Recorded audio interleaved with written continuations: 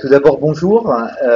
Donc, merci d'être venu pour nous écouter sur les enjeux de l'expertise.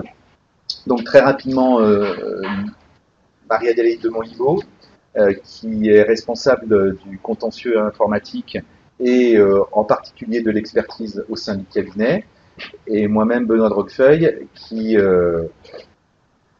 encadre le contentieux de manière générale au cabinet Alain Bétoussan. Donc aujourd'hui, on voulait vous présenter rapidement un certain nombre de points sur l'expertise informatique qu'on peut étendre à l'expertise de manière générale. Et ce qui nous a semblé intéressant, c'est de comparer l'expertise judiciaire traditionnelle que vous connaissez peut-être plus ou moins, enfin qui est assez classique dans sa constitution, avec les expertises amiables qui prennent de plus en plus d'importance, en particulier dans le cadre de conventions de procédure participative. Et on va essayer de comparer ces deux éléments pour en mesurer l'intérêt et les résultats différents. Donc bien évidemment, on a la chance d'être dans un nombre raisonnable. Si vous avez des questions ou si vous souhaitez nous interrompre sur tel ou tel point, n'hésitez absolument pas. Pour que ça se fasse de façon conviviale. Donc je vais commencer. Donc sur la présentation, c'est déjà fait. Sur l'introduction. Donc d'abord l'expertise. Ah oui, pardon. Merci. D'abord l'expertise en matière informatique comme en matière technique. On vous dit que c'est un incontournable. Il est vrai qu'aujourd'hui, dans les problématiques informatiques, dans les contentieux informatiques, les tribunaux qui sont appelés à juger sur l'exécution ou l'inexécution d'une obligation contractuelle sont démunis, c'est-à-dire qu'ils ont besoin absolument d'avoir un éclairage technique sur la bonne exécution ou la mauvaise exécution du contrat. Et le point est tellement important que en réalité, on est sur des contrats de service la plupart du temps. Donc en réalité, on n'a pas un résultat mesurable ou quantifiable. On a un résultat qui ressort de ce qu'on appelle un référentiel de conformité. Ce référentiel de conformité, il est souvent exprimé par les parties de manière assez technique dans leur contrat. Donc le juge ne sait pas apprécier si le fameux quelque chose du contrat de service il a été délivré ou il n'a pas été délivré. Et encore une fois, constater l'existence du défaut, c'est une chose, mais imputer la responsabilité du défaut à l'une ou l'autre ou aux deux parties, c'est encore compliqué. C'est la raison pour laquelle, lorsqu'on a un contentieux technique, le juge quasi systématiquement va solliciter un expert. Il va le solliciter, il y a plusieurs modes de sollicitation, soit il le sollicite par la voie d'une consultation, quand c'est une petite question et l'expert peut faire une simple consultation, soit c'est l'expertise qui est vraiment la mesure d'instruction la plus étendue, la plus importante, et à ce moment-là, on part dans un processus expertal. Donc l'expertise judiciaire, ce sur quoi on voulait insister, c'est qu'il s'agit, et ça c'est très important pour les parties, il s'agit d'éclairer le juge. C'est-à-dire qu'en réalité, les parties et l'expert doivent contribuer à être pédagogiques pour le juge. C'est l'expert du juge, c'est pas l'expert des parties. Et donc, l'expert, sa seule préoccupation, ça va être de pouvoir rendre compte à son mandant, qui est le juge, d'une situation technique. Et ça, c'est extrêmement important parce que souvent, on essaye, j'allais dire, d'instrumentaliser l'expert, ce qui est complètement impossible, bien évidemment, mais on essaye de convaincre l'expert de la véracité de notre thèse, etc., etc. Il faut toujours, l'avocat, il faut toujours avoir présent à l'esprit que l'expert, en fait, c'est un médiateur qui va présenter une situation au juge. Et que finalement, il n'est pas là pour trancher le débat entre les parties, il est là pour aider le juge à trancher le débat. À la différence, semble-t-il, de l'expertise amiable. Parce que l'expertise amiable, c'est l'expert des parties. Et dans l'expertise amiable, l'expert des parties, on définit son rôle, on définit ses questions, et on définit sa mission. Et on définit le temps aussi, et le budget, bien sûr. Donc c'est bien une négociation qui est entreprise par les avocats et où on peut désigner un expert. Et cet expert, on définit son rôle. Il peut simplement, par exemple, donner un avis sur l'état du projet. Est-ce que c'est faisable? Est-ce que c'est pas faisable? On y reviendra. Il peut aussi donner un avis sur la compétence, sur les moyens mis en œuvre, parce qu'il a l'expérience et parce qu'il a un regard extérieur par rapport au... Et souvent, ça permet de dégonfler le litige, pardon pour l'expression, mais ça permet de simplifier en fait le litige. Donc l'expertise amiable, elle est au service des parties et elle s'inscrit donc dans ces fameux modes alternatifs de règlement des conflits. Et elle s'inscrit donc aussi dans une tendance lourde, puisque, vous le savez peut-être, mais aujourd'hui, quand on s'adresse au tribunal, on nous demande d'abord si on a mis en œuvre les moyens nécessaires, enfin les tentatives de règlement amiable des différends. Donc l'expertise amiable peut s'inscrire dans ce processus de tentative de règlement amiable des différends, sous réserve, et là c'est un réflexe qu'on doit avoir, sous réserve qu'on ait pris les choses à temps. C'est-à-dire que le débat ne soit pas trop clivé pour qu'on puisse encore mettre en place des processus de médiation. Voilà, c'est là-dessus qu'on voudrait un peu discuter et montrer les différentes étapes. Donc on va regarder quels sont les référentiels, puisqu'il s'agit bien des enjeux et des méthodologies, le rôle des différents intervenants, j'en ai déjà parlé un petit peu, mais on va revenir là-dessus, et enfin les enjeux de l'expertise.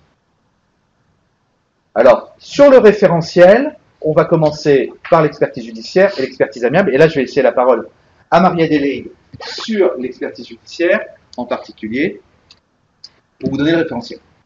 Alors, l'expertise judiciaire, comme c'était indiqué tout à l'heure, est un processus qui est encadré par le Code, puisque c'est un outil qui est d'abord mis à disposition, qui peut être à la demande des parties, mais qui est mis à la disposition du juge comme moyen d'investigation sur une problématique technique pour lequel il n'est pas nécessairement compétent. Donc, on a le premier référentiel de base, ça va être le Code de procédure civile. Le code de procédure civile va être décomposé en fonction des parties qui vont être génériques à toutes les procédures, celles qui vont être relatives aux mesures d'instruction, et dans les mesures d'instruction, nous aurons plus particulièrement du coup l'expertise judiciaire elle-même. Donc il faut bien avoir en tête que l'expertise judiciaire est une mesure d'instruction. Elle est effectuée par un technicien, non par le juge lui-même. Le juge peut venir en aide, peut-être un intervenant qui va permettre de défaire des problématiques dans le cadre de l'expertise, mais celui qui a la police de l'expertise et celui qui va mener l'expertise, ça va être le technicien lui-même, technicien qui aura été désigné par le juge, éventuellement sur proposition des parties, mais encore faut-il que les parties soient d'accord sur le nom du technicien, mais ce sera vraiment, le mandant sera vraiment le juge.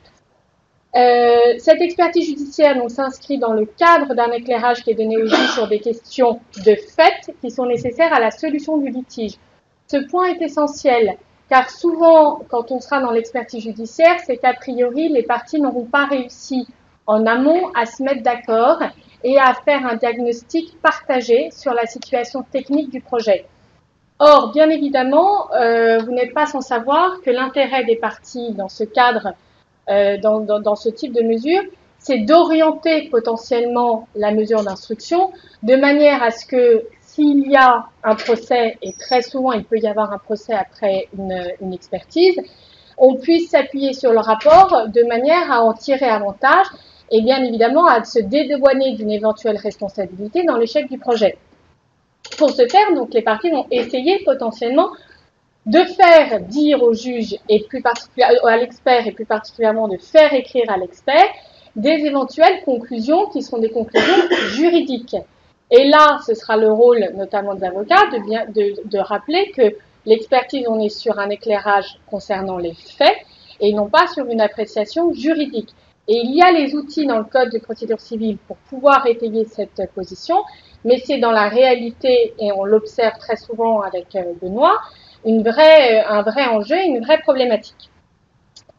Donc l'expertise doit être exécutée par le technicien sans trancher tout ou partie du différend. Ce technicien peut bien évidemment s'entourer d'experts sur une problématique particulière, ce qu'on appelle les sachants, et c'est encadré là encore dans le code. Le code, c'est une chose, mais vous n'avez pas que le code, vous avez également aussi, notamment dans les expertises judiciaires, le code de déontologie des experts qui peut servir de référentiel et qui peut aider justement à résoudre des problématiques. Et à ce moment-là, vous aurez par exemple le code de la CNEJITA.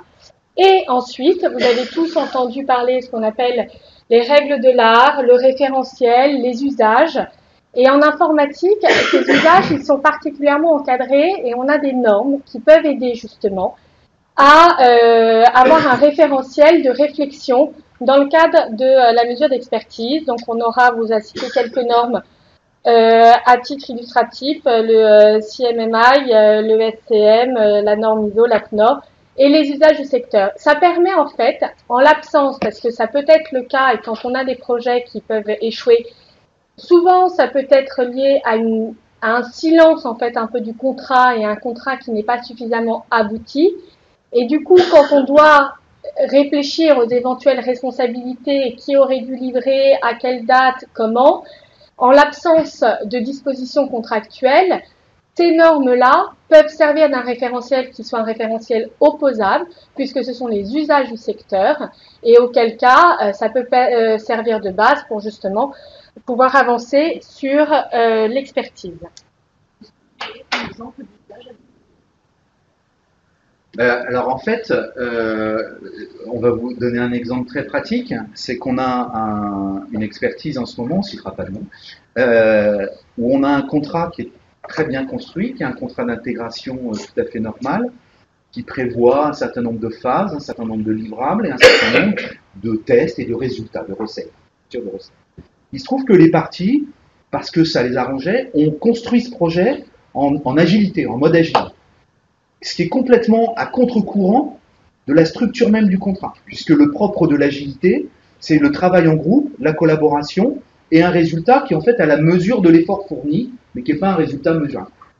Donc il se trouve qu'il y a eu un problème, puisqu'à un moment ils se sont dit, bah, finalement c'est gentil de se réunir tous les jours, mais ça serait bien qu'il y ait quelque chose qui sorte.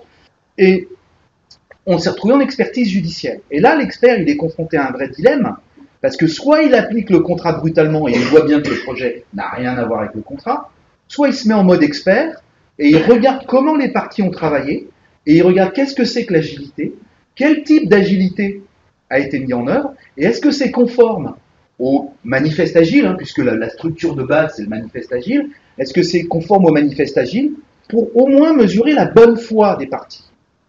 Et donc, c'est justement très intéressant de demander à l'expert de se situer par rapport à la méthodologie et au respect d'une méthodologie conformément aux règles de l'art par rapport au contrat. Parce que si on lui dit, soyez le juge, soyez l'expert du contrat, il peut le faire, très bien. Mais ça ne suffit pas. Moi, je veux aussi qu'il soit l'expert des pratiques. L'expert des pratiques mises en œuvre. Je veux. J'aime bien. Je suggère. Et pardon de vous interrompre, Marie-Hélène, mais il y avait deux sujets sur celle précédente qui m'intéressaient. Le premier, c'est que le référentiel de conformité, on l'a vu, c'est un code de déontologie qui est celui de la CNEJITA, mais il y a aussi celui de la Compagnie nationale des experts judiciaires, qui est très comparable, et qui en fait est complètement calé sur le code de procédure civile. Et en gros, c'est quoi ? Le respect du principe du contradictoire, la gestion des conflits d'intérêts, le fait d'exécuter sa mission soi-même, et un certain nombre de règles de délicatesse et d'impartialité. Le point par rapport à ça, et pourquoi on a rajouté les règles de l'art, c'est qu'il me semble qu'il serait intéressant que les experts judiciaires intervenants donnent un peu plus de background, pardon pour le terme, par rapport à leur intervention. J'entends par là qu'un expert qui donne son avis, à mon sens, c'est plus riche pour le juge et pour les parties d'indiquer d'où il vient et d'où il parle. C'est-à-dire que quand il dit « je pense que », il faudrait qu'il puisse s'appuyer sur des référentiels universitaires, sur des référentiels de doctrine. Nous, avocats, quand on dit au juge « je crois que », on cite le code, ou on cite la jurisprudence. Et je trouve que c'est plus riche quand on peut, bien évidemment. C'est plus riche et plus intéressant pour les parties quand un expert judiciaire dit tel professeur d'université a indiqué qu'une intégration, ça suppose 3 étapes, etc., etc. C'est pas toujours facile, mais c'est pour ça qu'on disait qu'il existe des normes, et on regrette, en tant que praticien, nous, que parfois, certaines expertises s'affranchissent totalement des règles de l'art et ne s'appuient pas sur des référentiels techniques un petit peu robustes. Alors, c'est pas la généralité. Bien sûr, la plupart des experts font l'effort de référencer leurs travaux. Mais c'est très important de pouvoir référencer les travaux pour éviter que les parties considèrent qu'il est de parti pris, que c'est de l'arbitraire, que c'est pas... Non, si on commence à aller par là, c'est une catastrophe, puisque tout le monde sera insatisfait. Voilà, on va y revenir, mais c'est un sujet qui nous intéresse en fait dans la pratique de l'expertise. Et ça permettra d'éviter les remises en cause éventuelles du rapport et les critiques du rapport dans la phase judiciaire. Plus le rapport sera justement étayé et les positions de l'expert seront justifiées soit sur la base du contrat, soit sur la base de normes, soit sur la base d'usage, puis il sera difficile pour la partie qui considérera que le rapport est en sa défaveur de pouvoir le critiquer, donc ce sera un outil qui sera beaucoup plus exploitable pour le juge. Alors un mot sur l'expertise amiable, je reviens encore un dernier truc. En fait, ce référentiel, il existe, il n'est pas pratiqué dans l'expertise judiciaire, mais si on prend les règles internationales, en particulier en arbitrage, et en particulier un ensemble normatif qui s'appelle IDA Rules, qui sont les règles de preuve en arbitrage international, il y a l'expertise partie, c'est les experts des parties, et ils ont l'obligation d'indiquer quelle est leur mission, d'indiquer quel est leur background, et d'indiquer sur quelle base ils fondent leur avis. Et je trouve que c'est vraiment une bonne approche pour pouvoir convaincre les parties, pour objectiver, en fait, le mot est pas joli, pardon, pour objectiver au maximum la parole de l'expert. C'est-à-dire que, voilà. Bon, donc sur l'expertise amiable. Alors, l'expertise amiable, elle a le vent en poupe dans les textes, dans les intentions des juridictions. Dans la pratique, c'est encore un petit peu difficile. C'est encore un petit peu difficile. Pour les raisons que j'ai expliquées tout à l'heure, c'est que les situations sont souvent trop clivées pour que les parties arrivent encore à discuter. Pour autant, elle s'inscrit dans le cadre de ce qu'on appelle une convention de procédure participative. Donc le terme est un peu barbare. Il s'agit en fait, pour les parties, avant tout procès, de se réunir et de prévoir un cadre avec un temps, avec une mission et avec des acteurs. Et dans ce cadre-là, on discute des difficultés. Y a-t-il moyen de les surmonter? Y a-t-il un moyen de s'en sortir? Et ça, c'est extrêmement important parce qu'on se donne le temps de la réflexion. Et c'est dans cette convention de procédure participative, l'expert n'est pas obligatoire dans cette convention de procédure participative. Mais quand on est en contentieux technique, c'est souvent intéressant d'avoir l'apport d'un tiers qui connaisse la matière, qui puisse avoir plusieurs rôles. Alors, à mon sens, le rôle de l'expert là-dedans, c'est plutôt un rôle, d'ailleurs on l'appelle le technicien dans la convention de procédure participative. On ne dit pas l'expert, on dit le technicien. Et son rôle, c'est de donner un avis sur l'état du projet. Souvent, on a des projets qui sont à 50, 60, 70% de réalisation et qui clashent. Ça veut dire qu'on va au contentieux, outre les coûts astronomiques que ça engendre, et le fait et le traumatisme industriel que ça peut engendrer, parce qu'il faut tout recommencer from scratch, comme ils disent, on prend un risque judiciaire important parce qu'on a 70% du projet qui a avancé et on est en mode de résiliation, c'est-à-dire qu'on va jeter 70% du travail réalisé.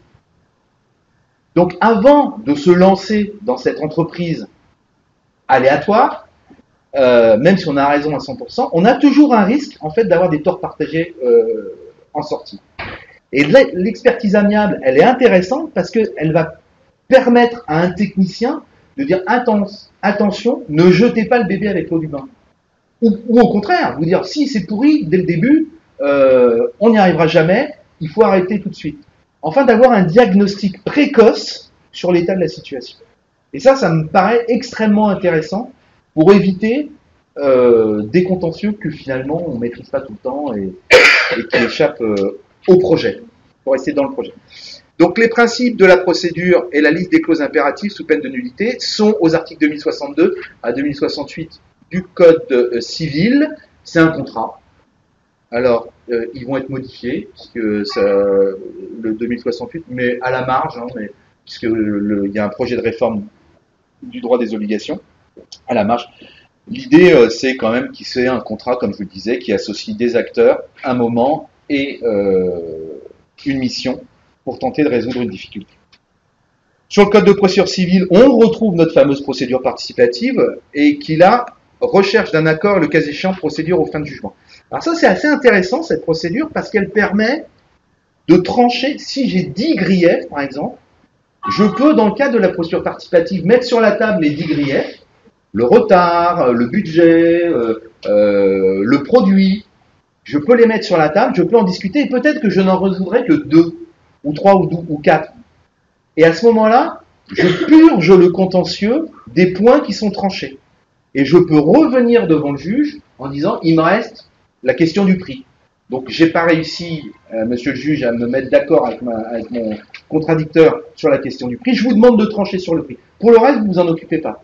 Donc, ça permet, si vous voulez, de réduire le contentieux à ce que le juge peut appréhender, au plus simple possible. Et ça, c'est extrêmement intéressant parce que les juges sont très preneurs par rapport à ça.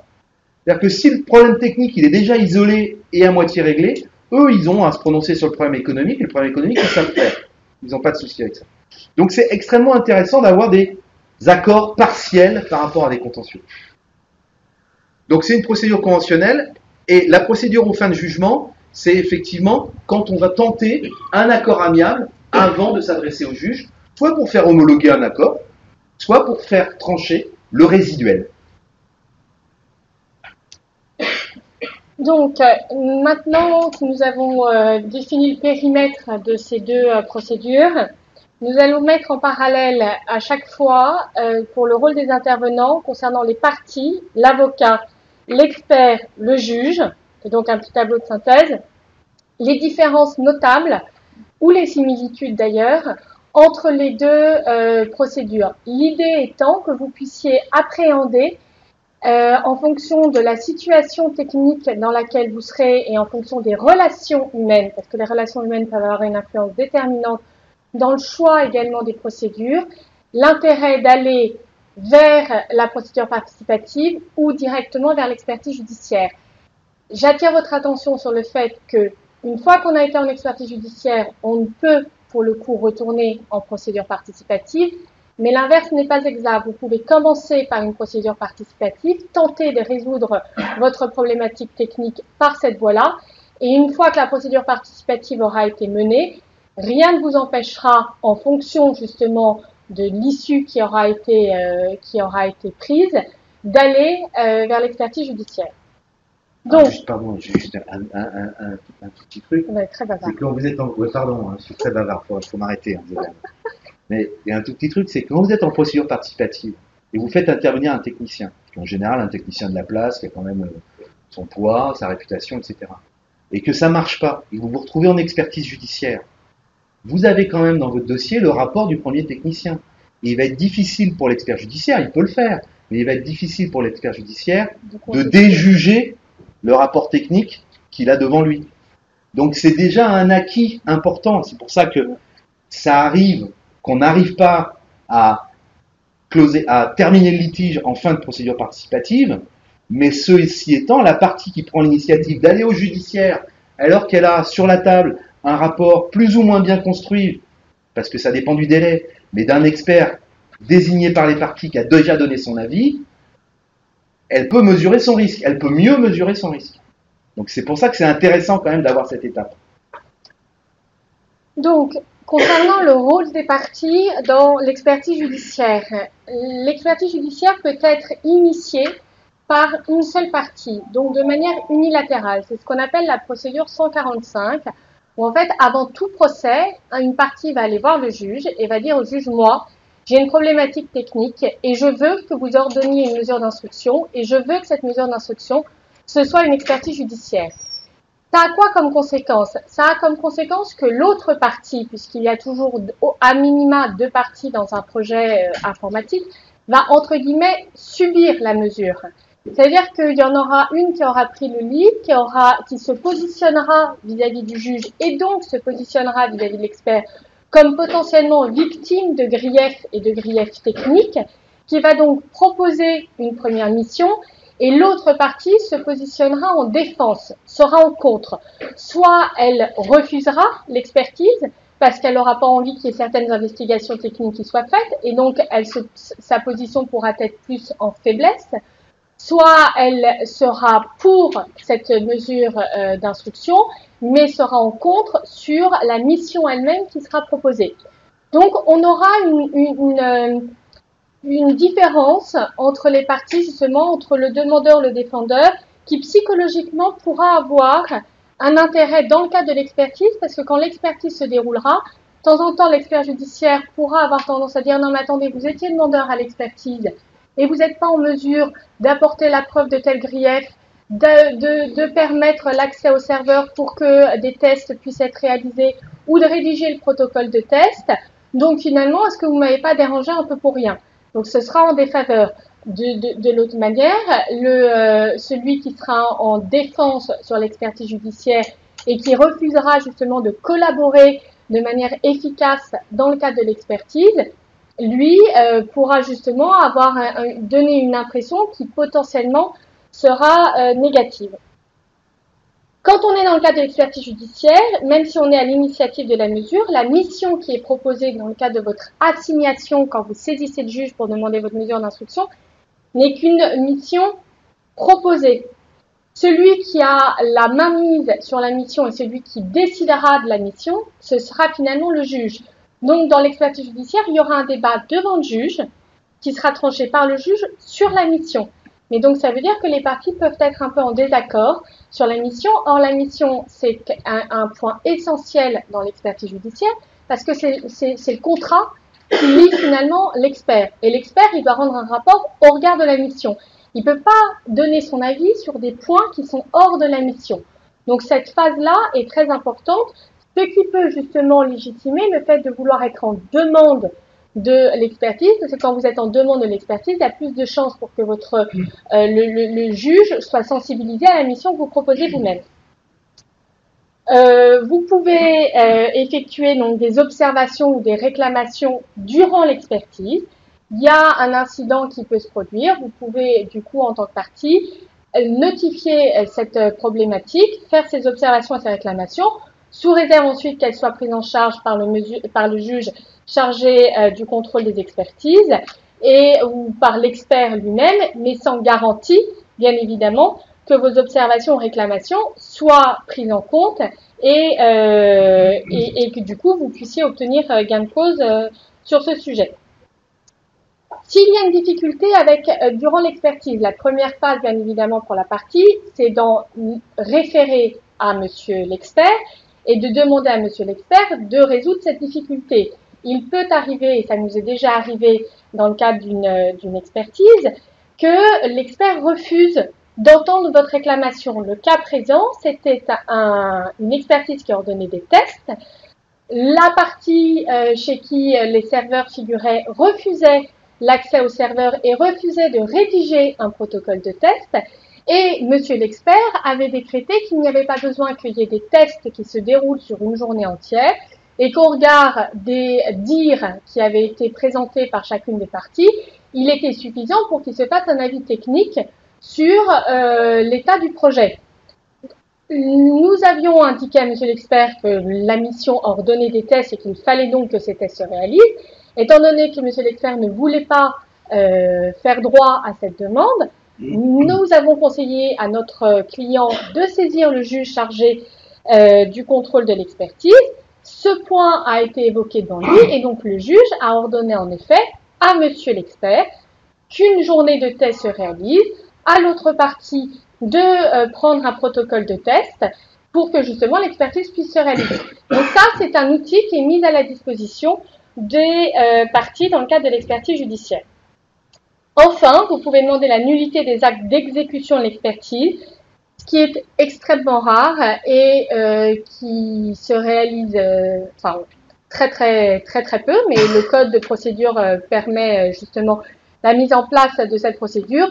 Si on devait arriver à un extrême, parce que ce serait vraiment un extrême, Il faudrait qu'on soit vraiment dans des violations manifestes de contradictoires, des erreurs techniques qui soient très graves, mais dans ce cadre-là, ce serait étonnant qu'on n'ait pas saisi le juge chargé du contrôle des mesures d'expertise durant l'expertise elle-même et qu'on n'ait pas essayé de déminer cette problématique pendant l'expertise. Donc ça, c'est vraiment la situation extrême. Oui, madame.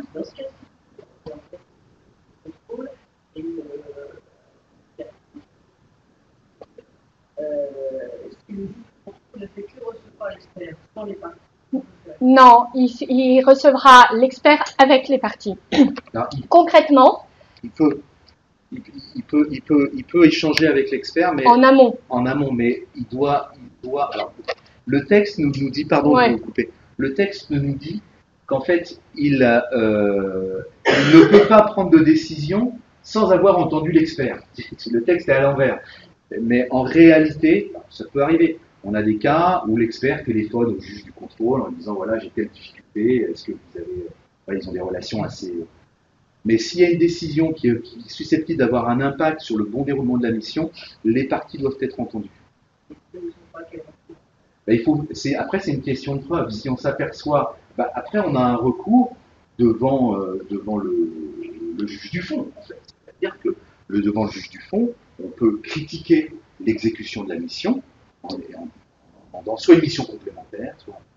Et je permets juste une précision. Il y a deux hypothèses. Il y a l'hypothèse où en fait c'est l'expert, mais ça on y reviendra après, qui peut avoir une difficulté et donc l'expert va décrocher son téléphone, va demander au juge. Ou là c'est la situation que je vous évoquais, c'est les parties qui ont une difficulté avec l'expert et donc c'est les parties qui vont saisir le juge. Et à partir du moment où les parties vont saisir le juge, même s'il peut y avoir un dialogue qui se fera entre le juge et l'expert en amont de l'audience, le juge, il doit quand même, parce que c'est le respect du contradictoire, c'est les règles de procédure, au moins faire semblant qu'il y ait une audience. Et que du coup, les parties soient entendues. Ensuite, c'est la liberté, de toute façon, du juge et on arrivera au recours, justement, du juge du fond si par hasard il y avait une difficulté.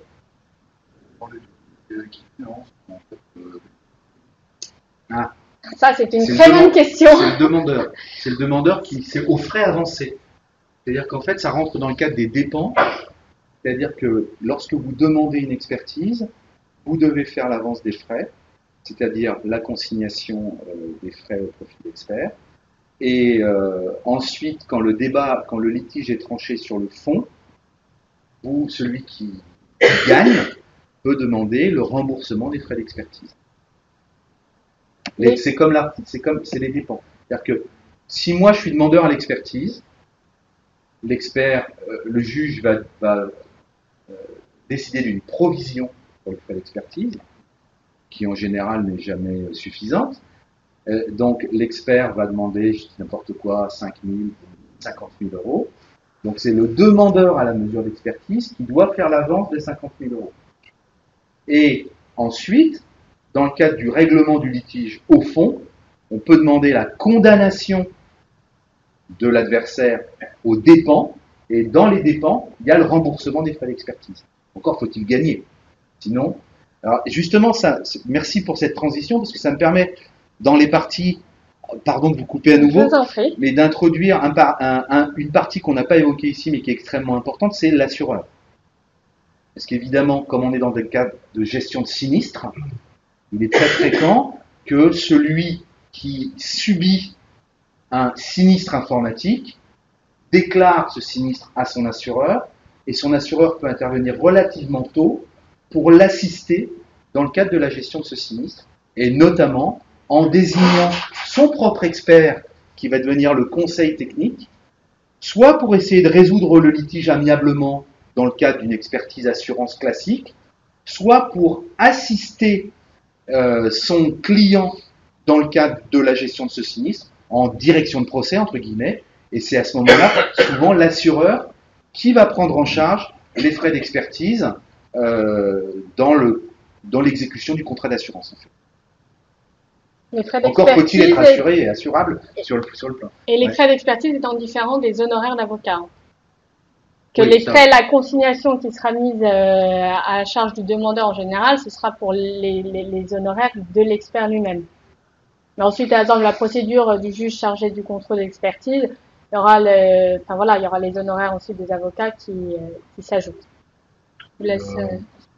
Les conclusions de l'expertise amiable, est-ce qu'elles ont en fait une valeur juridique quelconque? On va y revenir.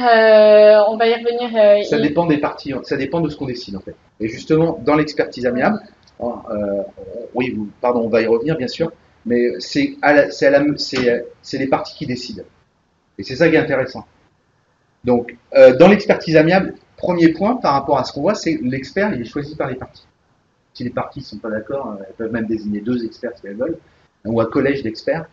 2, c'est pas bien parce que sinon, soit 1, soit 3. Mais, donc, on peut choisir l'expert, et ça c'est bien parce qu'au moins, ça peut être un homme de confiance. Il n'y a pas d'équivoque là-dessus. Surtout, on choisit sa mission. C'est-à-dire qu'on peut le cantonner, et là, par rapport à ce qu'on disait sur l'expertise judiciaire, où c'est le juge qui définit la mission, et le juge, pardon, mais il ne comprend pas tout le temps, complètement, tous les enjeux de certains projets très techniques. Donc parfois, on a des missions qui sont inexécutables. Parce que c'est donner son avis sur qui a raison, qui a tort. Là, on est parti pour 10 ans de débat. Donc là, c'est les parties qui disent, non, moi, je veux juste un focus sur tel ou tel point de la mission. Je veux rien d'autre. Et ça, c'est assez intéressant. La maîtrise des modalités de rémunération de l'expert, ça c'est pareil.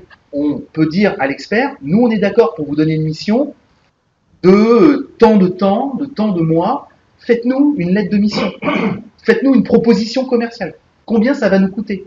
Et derrière, on peut s'arranger entre les parties pour partager les frais par moitié. Puisque tout le monde y a intérêt. Il n'y a plus un demandeur-défendeur dans cette expertise amiable. Il y a 2 parties qui ont intérêt à faire appel à un homme de l'art pour essayer d'identifier une difficulté et le cas échéant de la résoudre. Donc on peut partager les frais, c'est pas tout. Parfois on les partage pas, mais c'est une modalité possible. Maîtrise du déroulement de l'expertise, on peut s'arrêter quand on veut. C'est-à-dire que si on voit qu'on commence à s'échanger des noms d'oiseaux, voire plus si affinité, on peut dire bon bah c'est pas la peine, on n'y arrivera pas, on arrête, on stoppe, constat d'échec et on part au judiciaire. Alors que sur l'expertise judiciaire, on va au bout. Bah bien sûr, on peut toujours s'arrêter. Mais si on s'arrête, on prend un risque énorme, parce qu'on est en défaillance. Et l'expert judiciaire va faire ce qu'on appelle un rapport de carence. Il va dire, ah ben il n'a pas produit la preuve qu'il devait produire. Donc c'est très mauvais derrière devant le juge du fond.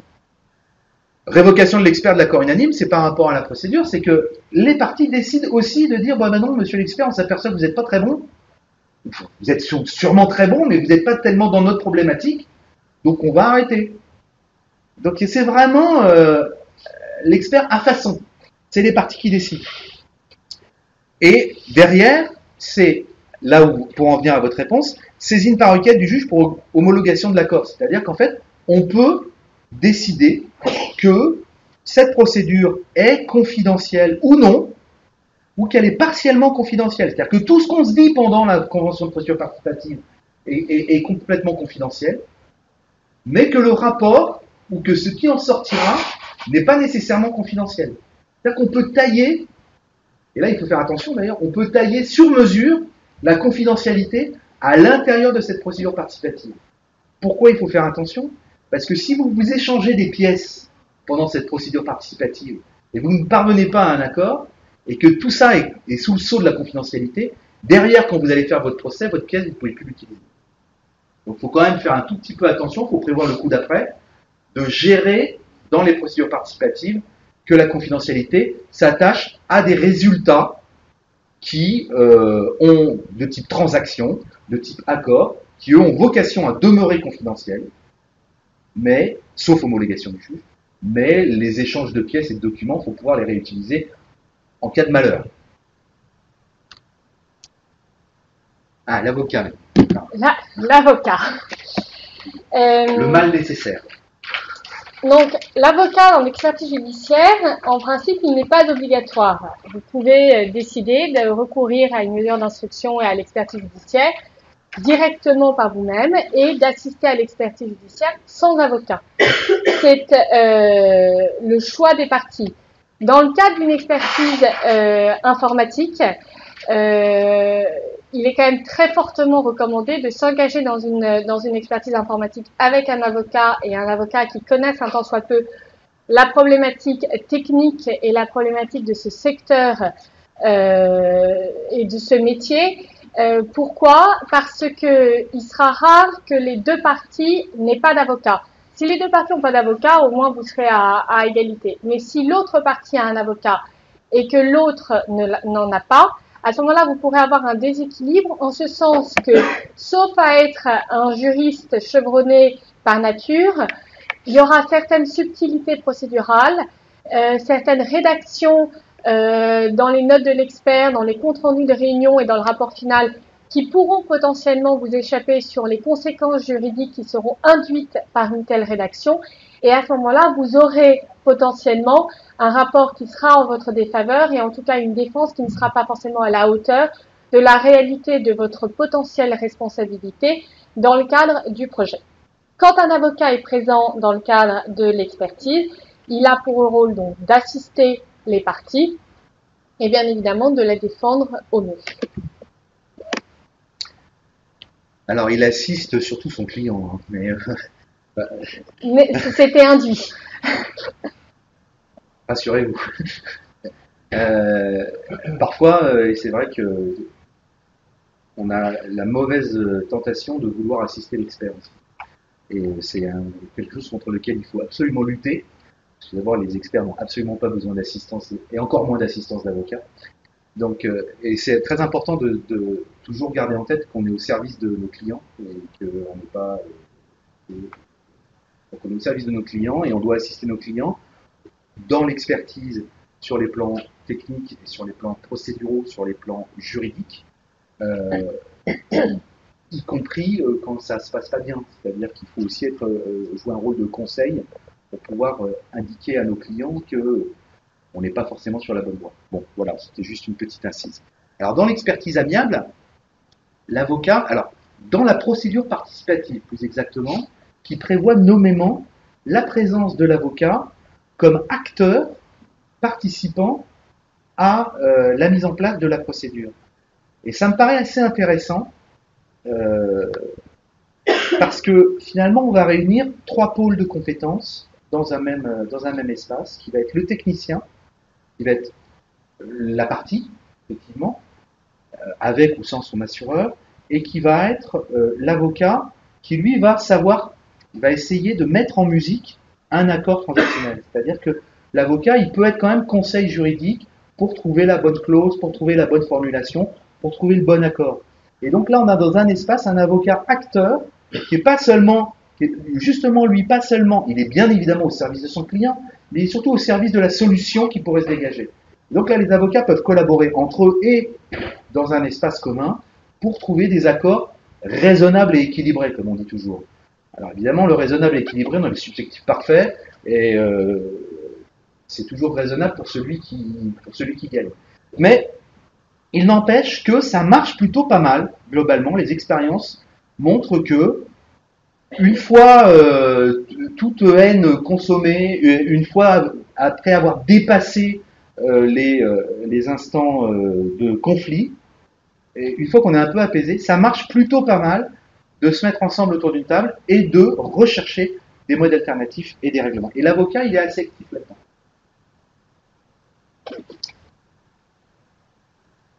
L'expert, donc c'est quand même la personne clé qu'on soit dans l'expertise judiciaire ou dans le cadre de la procédure participative. Dans le cadre de l'expertise judiciaire, comme indiqué tout à l'heure, il est limité et strictement limité à la mission de l'ordonnance. Il doit répondre à tous les points de la mission et uniquement à cela. Si dans le cadre de l'expertise judiciaire, il s'avérait qu'en fait, il y avait un pan qui n'avait pas été abordé dans la mission d'origine et que ce pan est essentiel finalement pour aboutir à une solution qui soit une solution technique à tout le moins, à ce moment-là, il pourrait être envisageable de saisir à l'initiative également de l'expert ou des parties le juge et de demander une extension de mission. C'est assez rare. En général, il y aura toujours une partie qui trouvera le moyen de dire non, je refuse cette mission parce que ce sera en sa défaveur, il n'y aura pas une investigation sur cet angle-là. Donc voilà. Mais s'il y a cette extension de mission, c'est possible à ce moment-là d'investiguer de manière plus large. Sinon, il est limité strictement à la mission et il doit répondre à toute la mission. Donc, c'est important, quand vous êtes dans le cadre d'une expertise judiciaire, de veiller, entre guillemets, au déroulé de l'expertise. Souvent, dans la première réunion, il va y avoir un planning prévisionnel qui va être défini. Et dans le cadre de ce planning, les parties et l'expert vont essayer de définir en disant, voilà, la mission 1, ça va être pour parler des griefs. Ensuite, ça va être pour parler des tests. Ensuite, ça va être pour parler de l'historique du projet. Ensuite, ça va être pour parler des responsabilités humaines qui ont pu être encourues par rapport aux différents chefs de mission.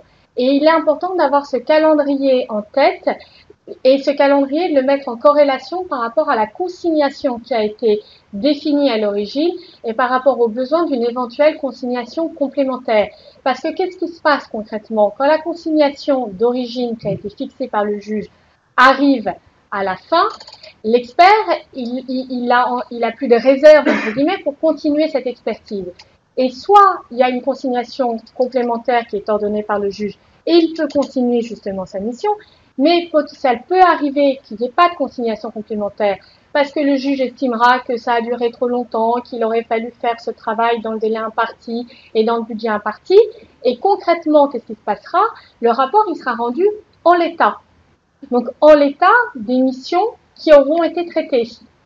Donc, c'est important pour les parties de bien avoir justement en tête ce calendrier de traitement des missions et cette corrélation avec la consignation.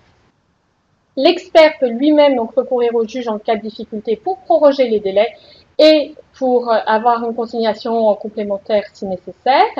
Il définit donc le calendrier, comme je viens de vous l'indiquer, de concert avec les parties, parce que concrètement, notamment en expertise informatique, il n'y a pas une expertise informatique qu'on ait pu faire avec Benoît où il n'y a pas eu besoin de faire des tests et des tests techniques. Et souvent, les tests, ils doivent être réalisés sur le lieu même des serveurs, là où il y a la problématique. Donc, il va falloir se déplacer, il faut qu'il y ait tel personnel qui soit présent. Si vous avez initié une expertise en plein mois de juin et que du coup, potentiellement, elle doit commencer en août, il y aura les vacances des uns ou des autres. Donc voilà, donc il faut qu'il y ait vraiment cette réunion autour de la table pour qu'on puisse avoir un calendrier qui soit tenable et un calendrier qui soit partagé par toutes les parties. Il peut y avoir ensuite des blocages qui sont un peu qui sont initiés volontairement par l'une des parties sur justement le calendrier en expliquant qu'on n'est jamais disponible et que c'est jamais possible.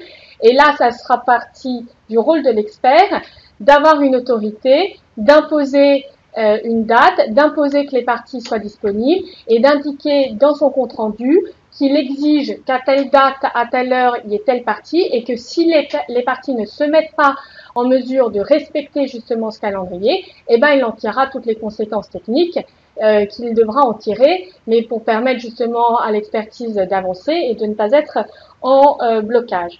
Il est primordial, oui madame, excusez-moi.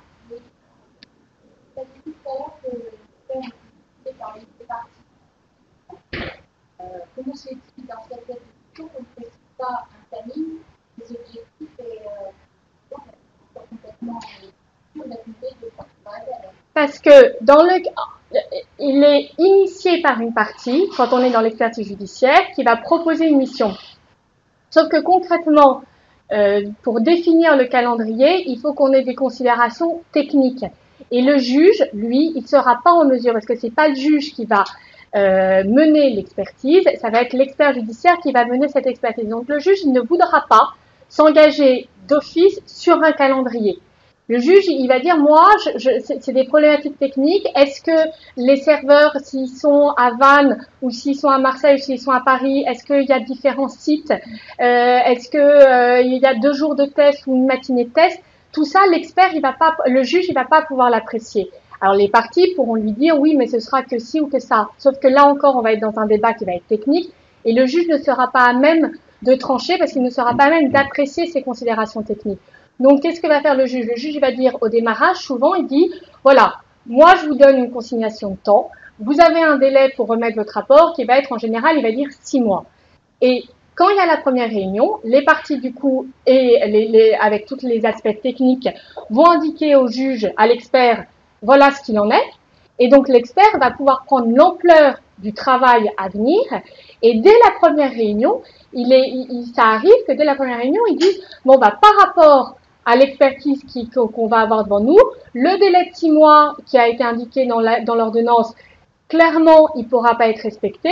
Donc, on va d'ores et déjà demander au juge une prorogation de délai par rapport au planning qu'on se fixe. Et donc, l'expert écrira au juge en indiquant avec la note aux parties, avec le compte-rendu de réunion, en disant voilà, avec les parties, on a défini tel planning, on a défini tel process, et donc par rapport à ce planning, je vous remercie de rallonger, et à ce moment-là, le juge s'adaptera par rapport à justement cette première note aux parties qui aura été prise à la première réunion.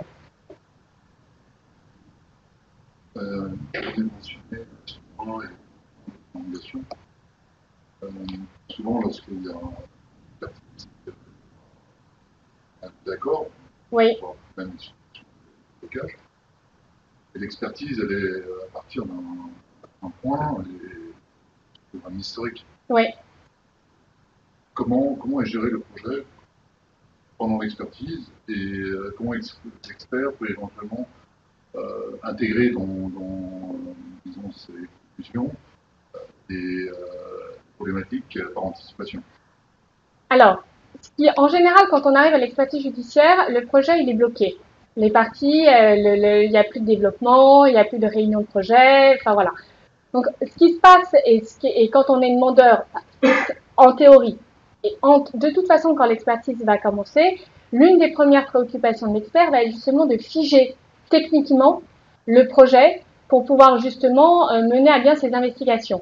Donc, il va y avoir, dans les premières mesures qui vont être prises, notamment une mesure de sauvegarde qui va être ordonnée pour qu'on puisse justement avoir la sauvegarde à un instant T du projet tel qu'il est et du coup pouvoir mener les investigations techniques sur la base de cette sauvegarde si ensuite les parties veulent continuer à avancer sur la suite du projet. Mais c'est assez rare que les parties, quand même, alors qu'il y a une expertise judiciaire, continuent de développer un projet sans connaître les conclusions qui ont été prises dans le cadre de l'expertise judiciaire. Donc on va vraiment fonctionner par sauvegarde. Mais il peut y avoir des problématiques de preuve et où justement on va arriver, l'expert va dire bon bah moi je fais mes tests sur tel serveur et ce serveur il prendra pas les 6 mois enfin il sera avec une mémoire de 6 mois mais pas de tout ce qui se sera passé avant.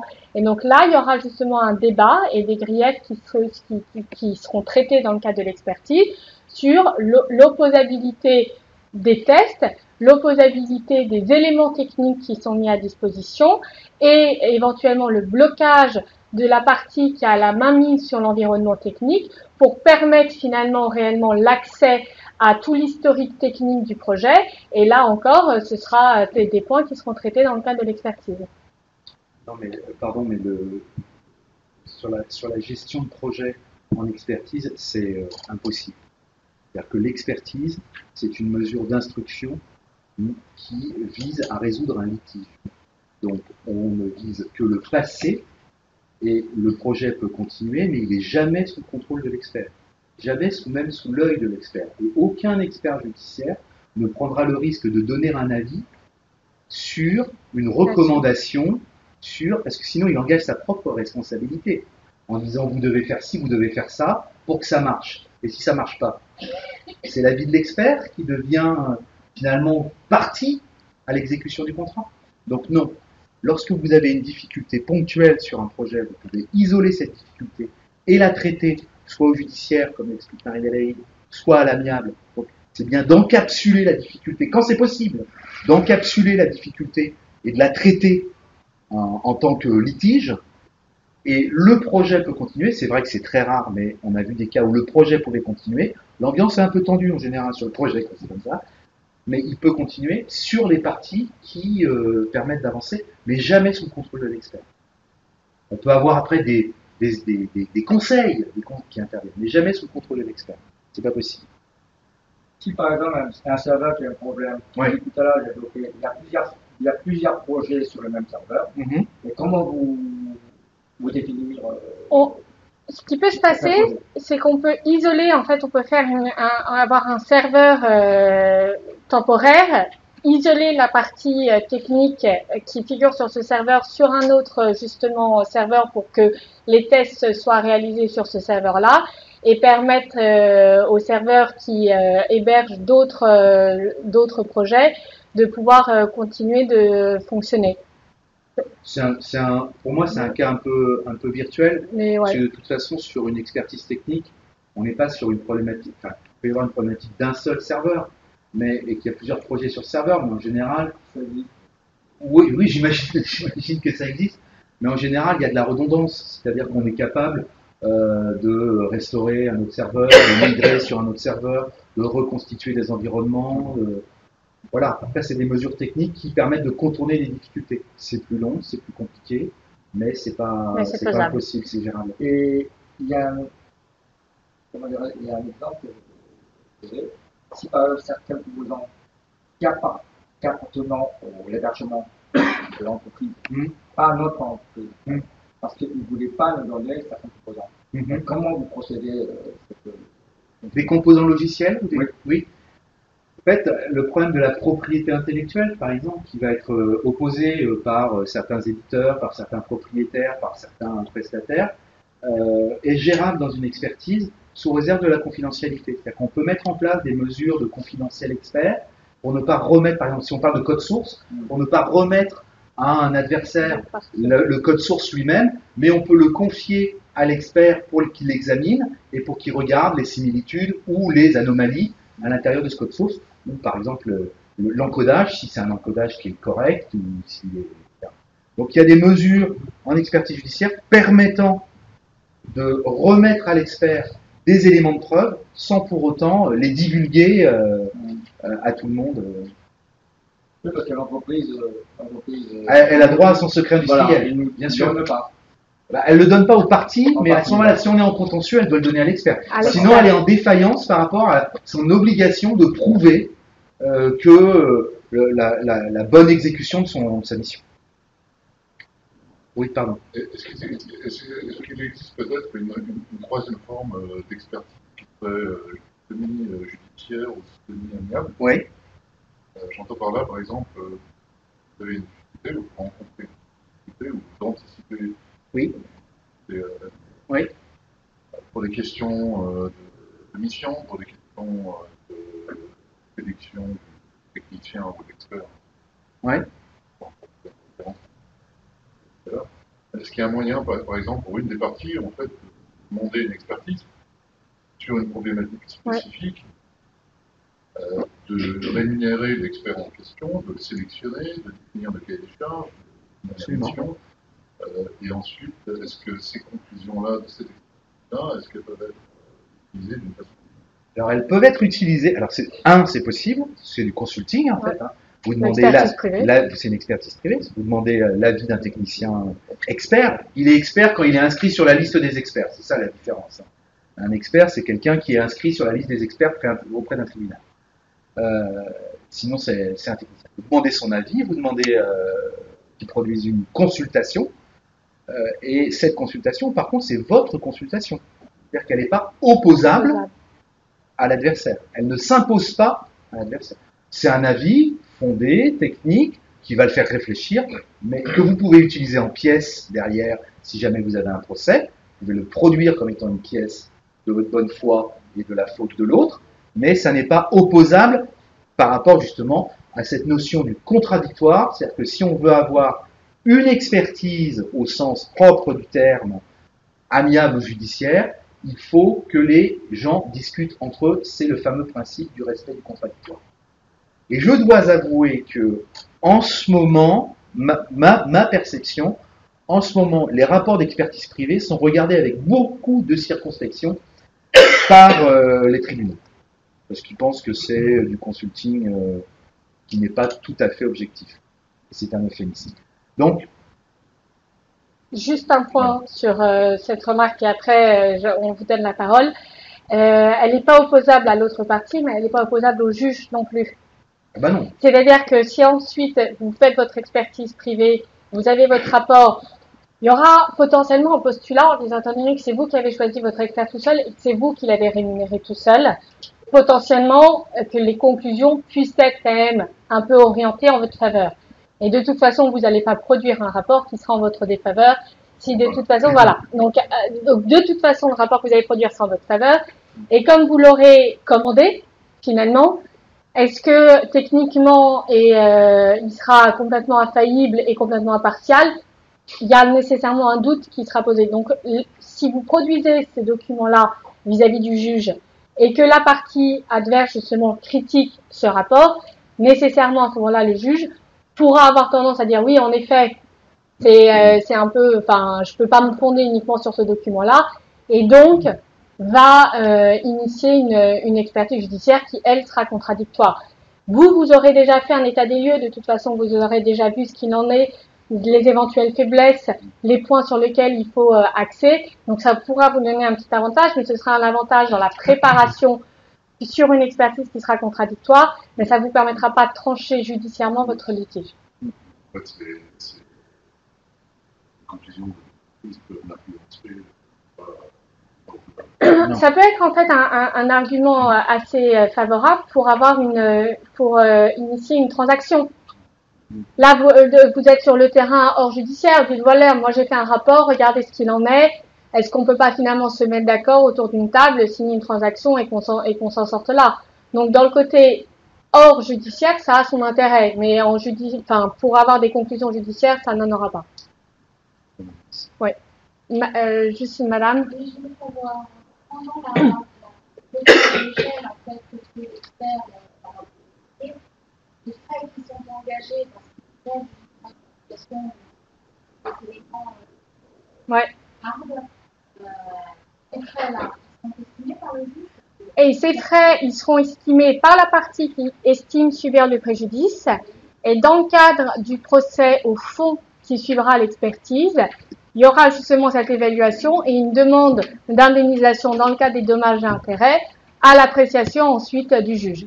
Mais donc c'est important, si vous estimez subir des coûts financiers, de pouvoir les tracer, de pouvoir faire votre dossier de preuve sur justement ces préjudices pour les produire dans un second temps. Rapidement, l'expert dans l'expertise amiable.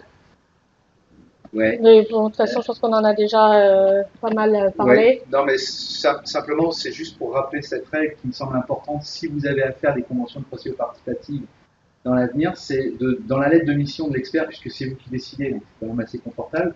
Dans la lettre de mission de l'expert, c'est de lui demander de référencer son travail. C'est toujours une aide à la décision de savoir que l'expert ne donne pas un avis ex cathedra, mais qui s'appuie sur des travaux, qui s'appuie sur un environnement technique. Est-ce que ça va vous rassurer par rapport à la recherche d'une solution en disant s'il s'inscrit dans une tendance lourde des règles de l'art, il y a très peu de chances ou très peu de risques qu'un expert judiciaire dise autre chose derrière.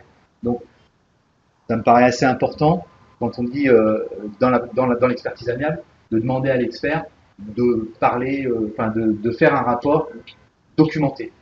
Voilà, c'est tout ce que je voulais rajouter sur ce point. Alors, le juge dans l'expertise judiciaire a une place donc très importante. Rapidement, parce qu'on a déjà vu pas mal de points et pour qu'on puisse passer à la deuxième partie du support, enfin la troisième partie. Tout d'abord, c'est lui donc qui va désigner l'expert. Je vous rappelle, ça peut être sur proposition partagée des parties, mais le choix final reviendra à l'expert, au juge, qui nécessairement va choisir un expert dans le secteur technique du futur litige. Il énoncera donc les chefs de mission, il va impartir les délais qu'il pourra proroger sur justification et sur demande de l'expert. Il va restreindre ou accroître la mission, là encore, sur demande de l'expert ou des parties. Il fixera le montant initial de la provision et ensuite pourra augmenter la provision. Il est déjà arrivé dans le cas d'une expertise que nous avons traitée au cabinet que la provision en fait commençait à devenir très conséquente et importante. Les deux parties avaient un intérêt à ce que l'expertise soit menée à bien Et en fait, dans le cadre de la réunion d'expertise, les parties se sont accordées pour partager à l'avenir les frais d'expertise pour pouvoir avancer. Et à ce moment-là, le juge en prend bonne note et fixe les consignations à venir à charge pour moitié de chacune des parties. Donc là, c'est possible d'avoir des aménagements concernant la provision. Il est chargé de vérifier que le respect du contradictoire s'applique infailliblement. Donc s'il y a une problématique de contradictoire qui ne peut être réglée dans le cadre de l'expertise, on en réfère au juge et c'est le juge qui va s'en assurer. Qu'est-ce que ça veut dire concrètement le respect du contradictoire? Ça veut dire que personne ne s'adresse à l'expert sans que l'autre partie soit présente, que personne n'adresse de note à l'expert, de dire à l'expert sans que l'autre partie ne soit présente, et que finalement cette expertise judiciaire c'est vraiment une relation à trois, à minima, vous avez l'expert et les deux parties et que ça fonctionne toujours ensemble. Il va contrôler également la communication des pièces parce que dans le cadre d'une expertise judiciaire, certaines parties peuvent refuser la communication de certaines pièces, peuvent obstruer finalement le bon déroulement de l'expertise. Si la difficulté ne peut être réglée dans le cadre de l'expertise par l'expert lui-même, on en réfère au juge et c'est le juge qui va statuer en disant oui, vous communiquez telle pièce et dans tel délai et sinon il y aura telle sanction.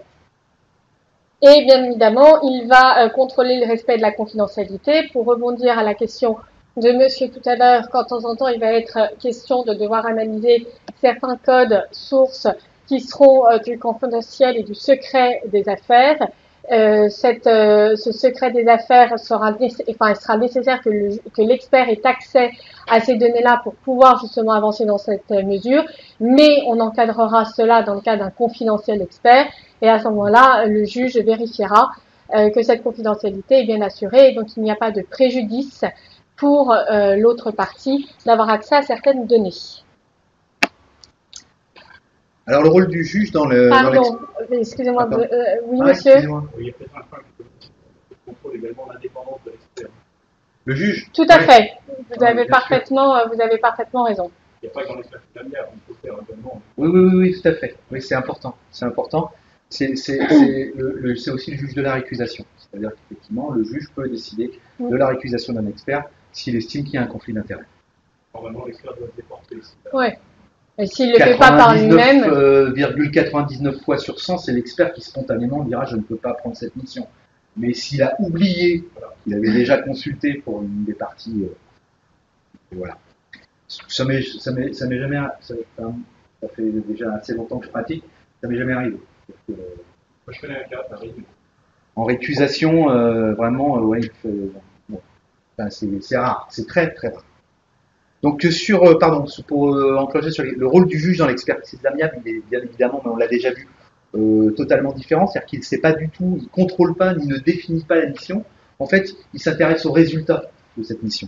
C'est-à-dire qu'il est capable, en fait, d'entériner le résultat. Il est capable d'homologuer un accord, partiellement ou totalement. Et c'est, encore une fois, c'est ce qui me semble intéressant dans cette approche, c'est qu'on peut quand même traiter quelques-uns des points du litige pour arriver devant le juge avec un litige un peu plus simple et voire avec pas de litige du tout. Peut-être qu'on ne va pas devant le juge. Sauf pour l'homologation. L'homologation, c'est simplement qu'on a besoin d'un titre exécutoire. Quand même, c'est assez important l'homologation ou l'acte d'avocat parce que ça confère à votre transaction la force exécutoire. Et ça, c'est assez important quand vous avez des transactions dans lesquelles il est prévu de faire des choses. Quand vous réglez uniquement le passé, c'est pas grave. Vous avez votre chèque à la signature de la transaction, c'est bon. Ou pas. Ou vous faites votre chèque à la signature de la transaction, c'est bon. Quand vous avez une transaction dans laquelle vous prévoyez l'exécution de prestations à venir, donc avec un risque d'inexécution derrière, il est pas mal d'avoir l'homologation parce que derrière, vous pouvez aller en référer directement. Vous pouvez prendre des mesures d'urgence. Vous avez la force exécutoire. Si vous n'avez pas ça, votre titre, c'est un contrat comme un autre, votre transaction. Donc c'est une aparté, hein, ça n'a rien à voir avec l'expertise, mais c'est juste en passant un petit conseil de l'homologation ou l'acte d'avocat sur les transactions, ça vaut le coup quand vous avez ou alors vous faites des transactions qui n'auraient que le passé et vous faites un contrat par ailleurs. Ça, après, c'est le règlement du litige. Voilà, on peut aller plus loin. Donc, c'est juste sur le schéma de synthèse. pense qu'on peut passer assez rapidement. Parce voilà, qu'on est déjà un peu pris c'est par le de temps. l'ensemble des éléments qu'on a vus et vous retrouvez sur ce schéma-là. Donc les enjeux de l'expertise judiciaire et amiable, ils se déclinent sous trois aspects, techniquement, économiquement et juridiquement. En général, c'est dans cet ordre-là d'ailleurs, quand on est dans le cadre de l'expertise, même si quand ensuite on est dans le cadre du procès au fond, on passera sur le juridique, l'économique et le technique à l'inverse. Les enjeux techniques de l'expertise. En informatique, le secteur est nécessairement technique. Donc, cette mesure d'instruction à l'expertise judiciaire est assez souvent utilisée. Seuls les faits peuvent être examinés. Donc, on n'est pas sur le terrain de la responsabilité juridique en tant que telle. On va être sur les faits et des faits. Nécessairement ensuite, ce sera avec la lecture, enfin la proposition de lecture des avocats et la lecture retenue par le juge, qu'il y aura des conséquences juridiques qui seront tirées, mais l'expert ne peut pas porter d'appréciation juridique. Donc on est sur une question technique qui nécessite un éclairage du juge. Attention dans ce secteur, et notamment dans le secteur informatique, à l'influence et de l'évolution des technologies. On peut avoir tout à l'heure, Benoît vous parlait justement de projets agiles. Ces projets agiles ont tendance à s'implémenter de manière de plus en plus importante, qu'on va mettre en contradiction avec ce qu'on appelle les cycles en V, qui seront des projets entre guillemets plus classiques. Donc tout ça pour vous donner l'exemple de l'importance des technologies et de leur évolution et de suivre justement cette évolution-là dans le cadre de la mesure d'expertise.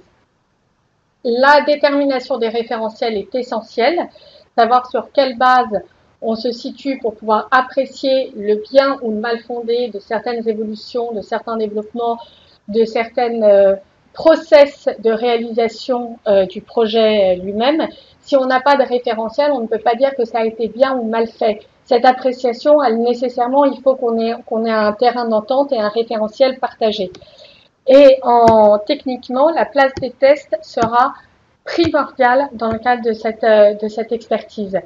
Il y aura en général le maître d'ouvrage qui indiquera qu'il ne peut pas servir du produit qui a été livré, que ça ne correspond pas à son besoin, que ça ne peut pas migrer avec le reste de son environnement, et le maître d'œuvre qui, de son côté, dira que tout va très bien, que tout marche très bien, et que c'est juste une problématique de conduite du changement, et que c'est parce que cette conduite du changement n'a pas été opérée chez le maître d'ouvrage que les éléments livrés ne peuvent pas fonctionner. Finalement, on a blanc et noir d'un côté, et donc les tests permettront de manière plus ou moins irréfutable, justement, de permettre cette solution technique. Donc, sur ce schéma-là, a pour intérêt d'apprécier justement les problématiques techniques, que ce soit d'ailleurs tant dans l'expertise amiable que dans l'expertise judiciaire. Il faudra que l'expert prenne en compte la complexité des projets. Est-ce que je suis dans un projet d'intégration, d'infogérance, de développement, de maintenance, de mise en place d'un ERP? Donc, quel est le projet et quelle est sa complexité? Quelle est la technicité du matériel qui est utilisé? Là encore, il faut que l'expert, et s'il n'a pas les compétences sur toute la technicité du matériel, il peut s'entourer d'un sachant, mais qu'il appréhende correctement ce matériel pour pouvoir ensuite justement tirer des conclusions techniques.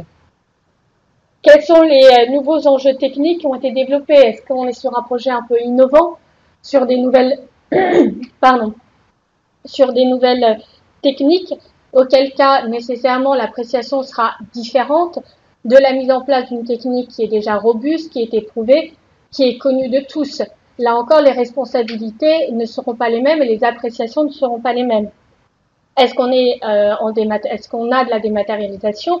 Auquel cas, il faudra là encore appréhender cette donnée pour pouvoir apprécier ensuite l'état du projet et les conséquences techniques de ce dernier. Et du coup, quelles sont les conséquences du mode de réalisation du projet de suivi? Est-ce que si j'étais dans un cycle en V, j'avais bien un comité de pilotage, un comité hebdomadaire, un copro, tout ça qui était planifié, qui a été correctement suivi? Ou est-ce que je suis dans un mode itératif dans le cadre d'un projet agile où ce sera quotidien. Tout ça, ce sont des éléments qui sont à prendre en compte et du coup qui sont à exposer de manière claire et précise par les parties pour permettre ensuite l'appréciation technique qui sera faite. Un focus plus particulier sur le référentiel de conformité. Là encore, il y aura trois aspects, les outils, les risques, les recommandations. Sur les outils, quel est mon référentiel de conformité? Le premier référentiel que vous avez, c'est votre contrat. Comment votre projet techniquement est défini dans votre contrat. Quand ce contrat soit n'est pas suffisamment étayé, silencieux ou en tout cas peut-être un peu contradictoire avec la manière dont il s'est réalisé, on arrive justement sur l'importance des règles de l'art, avec les méthodes, les normes ou les bonnes pratiques, donc des éléments qu'on a déjà vus tout à l'heure. Le risque, dans le cadre de l'expertise, et c'est un risque qui n'est pas neutre, c'est la méconnaissance notamment de certaines normes, soit par la partie adverse, soit par l'expert judiciaire lui-même. L'expert judiciaire, il ne peut nécessairement pas connaître toutes les normes. Donc, ce sera à vous, partie, avec l'aide de votre avocat, de mettre en avant l'application de cette norme et d'expliquer en quoi cette norme s'applique à votre projet. Et d'avoir ce travail pédagogique pour justement amener l'expert judiciaire à faire sien justement cette norme-là et caler son analyse sur cette norme-là. D'où l'importance, quand vous allez notifier vos griefs ou quand vous allez notifier votre défense face aux griefs de la partie adverse, de pouvoir vous caler justement sur cette norme, parce qu'en plus, vous permettrez justement à l'expert de prendre une décision qui sera fondée sur un référentiel, qui sera un référentiel acceptable. Mais attention justement à cette méconnaissance qui n'est pas neutre et sur laquelle on peut être très souvent confronté et où la pédagogie a son importance. Oui, madame.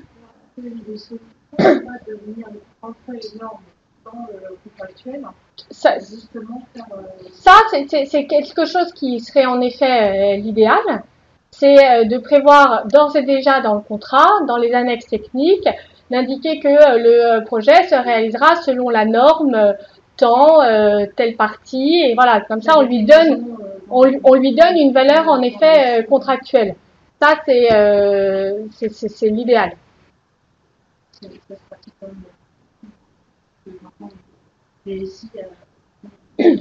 Sur les environnements de qualité. Ouais. Sauf que. Est-ce que c'est la bonne norme?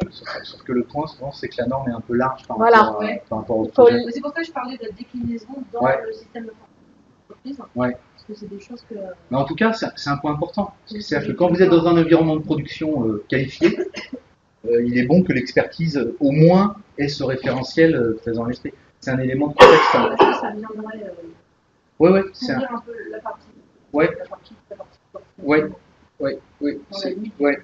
C'est important. Oui. De toute façon, un intervenant dans un environnement quelconque qui le sait quand il contracte, il sait qu'il intervient dans un environnement qualifié, donc il doit respecter un certain nombre de normes. Et ça fait partie du référentiel de l'expertise également.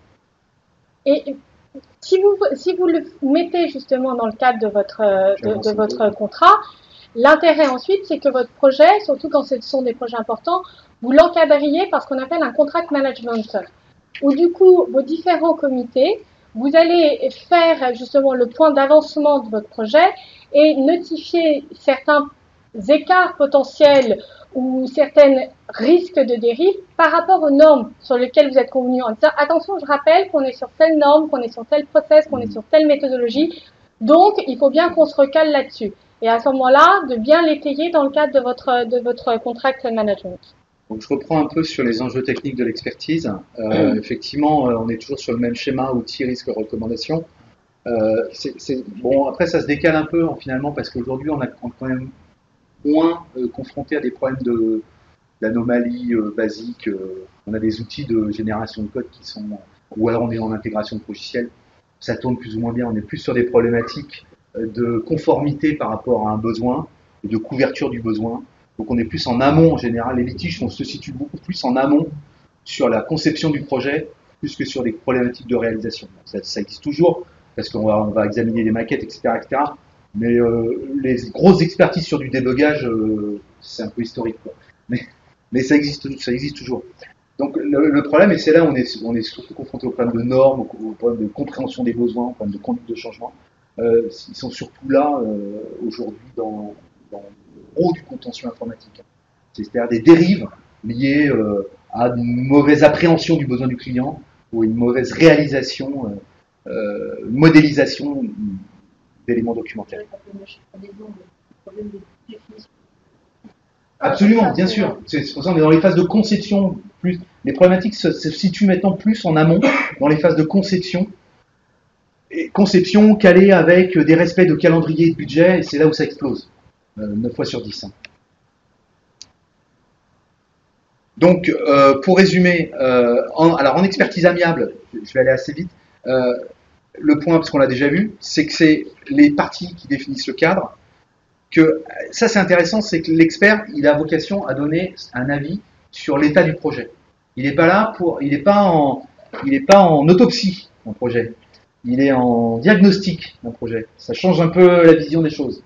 Est-ce qu'on est en autopsie ou est-ce qu'on est en curatif ou est-ce qu'on est en autre chose? Vérification de la compétence. Donc effectivement, on peut caler et tout le temps vérifier que l'expert, c'est la bonne personne au bon moment. Les autres points, on les a vus, et surtout, on garde le contrôle de l'expertise. C'est-à-dire qu'on peut se dire, on se donne 2 mois, on se donne 1 mois, on se donne 1 an, peu importe, ça dépend du projet. Mais simplement, on ne part pas à l'aventure pour 2 ans ou 3 ans. Sur les enjeux économiques, je vais laisser Marie-Hélène sur l'expertise judiciaire. Dans l'expertise judiciaire, donc, on a déjà pu l'évoquer un peu, les coûts sont aléatoires. C'est l'inconnu de l'expertise. On a une provision initiale très souvent à l'initiative du demandeur. Ça arrive exceptionnellement que quand le demandeur justifie qu'il n'a pas eu le choix d'aller en expertise, du coup, à cause de l'attitude du défendeur, ce soit mis à la charge du défendeur. En expertise informatique, très sincèrement, on l'a jamais vu. C'est le demandeur qui a la charge de la provision initiale, qui est souvent insuffisante et donc nécessite très souvent d'être augmentée. Si elle n'est pas augmentée ou si le délai n'est pas augmenté, il y a le risque d'un chef de mission qui ne soit pas étudié et donc le rapport est rendu en l'état. Donc ensuite, tout dépend aussi de la priorité des chefs de mission et du traitement. Donc là encore, bien les définir en amont pour éviter, si vous vous retrouvez dans ce risque-là, de vous retrouver avec un rapport qui n'a pas tranché le point essentiel que vous vouliez voir tranché. Et le solde du coût total de l'expertise se fera uniquement à la fin des opérations, lors de la remise du rapport final.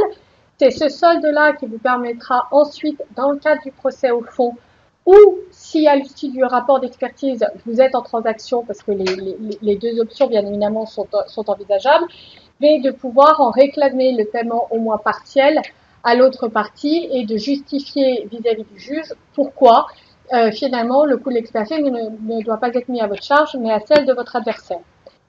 Sur les préjudices que les parties estiment avoir subis dans le cadre du projet, l'expert peut émettre un avis, et souvent dans le cadre de missions qui sont proposées, il y a une mission qui est donner son avis sur les préjudices subis, et cet avis est purement consultatif.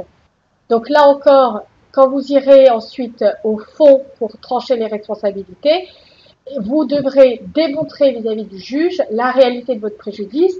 Vous pourrez vous fonder sur l'avis consultatif de l'expert, mais cet avis ne sera pas suffisant pour emporter la conviction du juge si elle n'est pas étayée par votre propre démonstration. Alors ça, c'est un point sur lequel moi je suis un peu en décalage. C'est-à-dire qu'il y a quand même un paradoxe, si on est sur une mission confiée à un technicien, de mettre dans l'émission donner son avis sur les préjudices. C'est un métier à part entière, la constatation ou l'expertise du préjudice. Alors beaucoup d'experts font appel à des sapiteurs ou à des sachants sur ce point-là. Mais en général, l'expert, c'est un expert technicien. Il peut donner un avis sur l'importance de la perte, mais quand on part dans des règlements comptables, l'évaluation est bien fondée de la facturation, c'est un peu plus sceptique. Donc, je suis pas un grand partisan, moi, de mélanger les gens. dans le cadre des expertises judiciaires, parce qu'il faut savoir que 9 fois sur 10, ça sera entériné par le tribunal. Donc, bien que ce soit purement consultatif, et je confirme, mais 9 fois sur 10, ça sera entériné par le tribunal. C'est un peu plié, quoi. Une fois que le rapport est fait, c'est un peu plié. Dans l'expertise amiable, on est dans une logique complètement différente, évidemment, puisque le but du jeu, c'est pas de gagner, c'est de trouver une solution. Donc le but du jeu, c'est qu'on doit trouver un accord. Et ça change radicalement les perspectives. C'est pas toujours possible. Et puis, ce qui est intéressant, c'est qu'au moins on aura essayé et on situe ça dans un cadre restreint. C'est-à-dire que là, les parties n'ont pas le sentiment d'être prisonniers d'une procédure qui leur échappe, qui est contrôlée par un juge, qui est contrôlée par un expert. Là, c'est leur chose, ça leur appartient. Et ça, finalement, ça reste leur projet. C'est une partie du projet dans le projet. C'est un peu différent. Et donc là, on peut avoir un avis d'expert sur les coûts. Et ce qui peut être très intéressant, qu'on n'a pas en expertise judiciaire, comme on n'est pas forcément, là on est plus en diagnostic qu'en autopsie, ce qui est intéressant, c'est de demander à l'expert, si c'est quelqu'un qui a un peu l'habitude de la gestion de projet, est-ce qu'il estime que le projet est réalisable et à quel coût et à quelles conditions. D'avoir une perspective sur la faisabilité. Ça, c'est assez intéressant d'avoir un avis sur est-ce que ça vaut le coup de continuer à bosser ensemble ou pas. Voilà. Et le dernier point, quand même. Oui, sur l'homologation, oui, bien sûr. L'absence du pouvoir du juge. Oui, c'est-à-dire que le juge doit respecter l'accord des parties. Ça, c'est, ouais. Comment on va faire si on fait attention à la valeur probante? Vaste problème. C'est-à-dire que, alors, et c'est pour revenir sur un point qui a été évoqué tout à l'heure, et on pourrait passer des semaines entières sur l'expertise. C'est-à-dire, petit réflexe, si vous avez l'envie soudaine de partir en expertise, assurez-vous préalablement que vous avez conservé votre preuve. Parce qu'effectivement, le demandeur à l'expertise qui est incapable de mettre à la disposition de l'expert les sauvegardes qui vont bien ou l'environnement soi-disant litigieux, c'est un vrai problème. C'est-à-dire Ce que je voulais dire, c'est que la sauvegarde, on peut aussi la faire par assister à l'huissier, par exemple. Alors, on l'a fait assister à l'huissier, pas seulement. Excusez-moi, mais pas seulement, parce que même l'huissier, il fait ce qu'on lui demande de faire. La sauvegarde, normalement, doit être exécutée de manière contradictoire. C'est-à-dire qu'on doit inviter, alors, c'est toujours une petite technique subtile, mais on doit inviter l'adversaire à assister à la sauvegarde. Il ne viendra pas 9 fois sur 10, parce que déjà, mais c'est bien de l'inviter.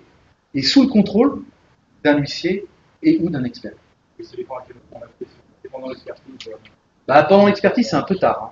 Et pendant l'expertise, il y a déjà une présomption d'avoir un petit peu nettoyé, fait le ménage. Si vous la faites avant, ce qui en effet est l'une des recommandations qui est indiquée ici, le risque que vous prenez en la faisant seule, c'est que elle soit mise en cause dans le cadre d'une expertise en disant justement que c'est pas la photographie exacte. Donc, d'une certaine manière, dans le cadre du projet, puisqu'à ce moment-là, vous n'êtes pas encore en expertise, vous pouvez prévoir dans l'un des comités un ordre du jour en disant, aujourd'hui, puisqu'on est mal d'accord, on fait un état des lieux et donc on fait une sauvegarde dans le cadre du déroulé de votre projet. Et donc, vous aurez noté, dans le cadre de votre compte-rendu du comité qui aura été tenu, que à telle date, vous avez fait une sauvegarde, que cette sauvegarde a financé tel environnement et qu'elle contient tant de données, ce genre de choses. Et donc, ça vous permettra, quand vous serez dans l'expertise, si l'autre partie venait à critiquer la réalité de la sauvegarde, de ressortir votre justement compte rendu de comité et dire attendez, on l'a fait ensemble, donc la critique sur l'opposabilité devient un peu plus faible. Mais à ce moment-là, vous le tracez dans le cadre de votre projet. Oui. Pour parler des sauvegardes, l'élément qu'on étudie pas des gardes, on peut pas mettre traçabilité des Ouais. donc c'est pas possible. Ça dépend. Ça dépend des projets, ça dépend de l'objet de l'expertise. On n'est pas sur les sauvegardes sécurité ou les sauvegardes. Il y a parfois des sauvegardes qui peuvent être quand même contestées en disant que, alors bien sûr, on peut tracer avec les logs, avec les historiques machines, etc. Après, sur certains projets, on pourra considérer qu'il y a des bibliothèques qui ont disparu, qu'il y a du code qui a été modifié. Alors, évidemment, normalement, même le code, on sait quand il a été touché. Mais voilà, il y a des astuces qui font que c'est mieux quand on peut le faire contradictoirement. Et puis les experts sont extrêmement vigilants par rapport à ça. Ils aiment pas bien travailler sur du matériel qui n'a pas été sauvegardé de manière contradictoire. Sur les enjeux juridiques, dans l'expertise judiciaire, le risque majeur, c'est la judiciarisation de l'expertise et que du coup, on sorte uniquement du simple examen des faits, qu'il y ait des incidents de communication de pièces, de non-respect du contradictoire, de mauvaise compréhension de la mission, de non-versement de consignation, voilà, de ce genre de choses qui nécessitent qu'il faille toujours recourir au juge chargé du contrôle des expertises. Et donc, finalement, ça peut être une stratégie d'étouffement de l'expertise et de rallonger les délais. Et on peut se retrouver avec des expertises qui peuvent être assez longues du fait de ce risque-là.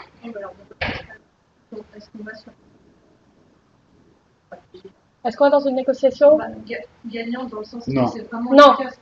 Non, mais après, C'est quand un dossier vraiment pourri. c'est quand on a un dossier qui est vrai et que votre stratégie, c'est de retarder au maximum l'éventuelle condamnation. Là, vous pouvez estimer gagner parce que vous avez retardé pour des stratégies, des politiques internes. Oui. Mais concrètement, sur le résultat final, c'est mauvais pour vous. Non, mais ce qu'on évoque aussi par la judiciarisation, c'est aussi un point qui est un peu compliqué, c'est le fait que aujourd'hui, la plupart des litiges des contentieux informatiques sont soumis aux tribunaux de commerce. Et les tribunaux de commerce sont pas forcément, le TGI non plus d'ailleurs, sont pas forcément très spécialisés en matière informatique. Donc ils ont tendance à déléguer beaucoup aux techniciens le soin d'apprécier la conformité ou la non-conformité de la prestation. Et le technicien, il le fait avec ses moyens, avec sa compétence, avec son expérience, mais il n'a pas le droit de faire de droit. Pour autant, il donne un avis qui est un avis qui va être suivi à 99 fois sur 100 par le tribunal. Donc quand je parle de judiciarisation, c'est-à-dire qu'en fait, le débat, il va être tranché, le litige, il va être tranché, non pas devant le juge, mais devant l'expert. Et ça pose un vrai problème, à tel point que le juge chargé du contrôle s'en est un peu ému récemment dans la presse, en disant, mais attendez, il faut quand même qu'on puisse garder le contrôle du litige, nous juges, et notamment en demandant, et ça c'est un sujet qu'il faudrait remettre sur la table, le juge peut convoquer l'expert. S'il ne comprend pas le rapport, il peut demander à l'expert de venir à l'audience et lui dire, mais qu'est-ce que vous avez voulu dire exactement? Ça se fait jamais, et c'est bien dommage. Et qu'il puisse même y avoir, je ne suis pas un grand fan de la procédure américaine, mais qu'il puisse y avoir un peu de cross-examination à l'audience des experts, ça serait quand même, à mon sens, un grand progrès. Malheureusement, les juridictions n'ont pas le temps, ni les moyens d'organiser ce type de procédure. Mais ça serait quand même vachement bien. Enfin, moi, j'aimerais bien. Sur l'expertise amiable, on peut passer, parce que c'est toujours la même idée, c'est qu'on est sur la résolution interne et conventionnelle du différend. Et l'absence d'interférence du juge. Ouais. Donc, vous avez en expertise judiciaire deux phases qui sont un peu différentes. Très rapidement, vous pouvez avoir une expertise avant procès, c'est ce qu'on appelle la procédure 145. L'idée, c'est de conserver la preuve. Et donc, vous allez voir le juge, vous dites, j'ai un motif légitime, après, mon projet, il bug, j'ai pas encore d'assignation, j'ai pas encore de responsabilité, mais faisons une mesure d'instruction pour figer et faire une photographie.